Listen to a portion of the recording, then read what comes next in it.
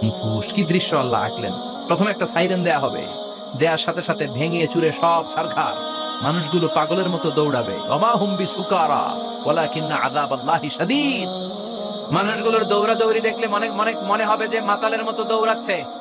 Red wine খেয়ে, whisky খেয়ে, মদ খেয়ে পাগলের মতো দৌড়াচ্ছে। আসলে মদ খায় নাই, হুইস্কিও খায় নাই।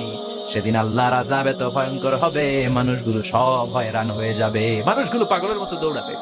সাগরের পানিতে দাউ দাউ করে আগুন, স্যাটেলাইট ভেঙে খান খান, বিল্ডিং গুলো ভেঙে ভেঙে পড়ছে, পাহাড়গুলো ধ্বনিত হচ্ছে, গোটা বিশ্বব্যাপী বিকট আওয়াজ। পৃথিবীর যখন ঠিক এইরকম অবস্থা, আল্লাহ তাআলা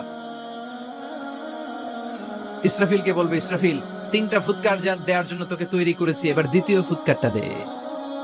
তাকে ফুৎকার দিতে হবে মোট কয়টা? আরো জোরে বলেন। সে কেবল একটা দিয়েছে, এবার দ্বিতীয় ফুৎকার দিবে।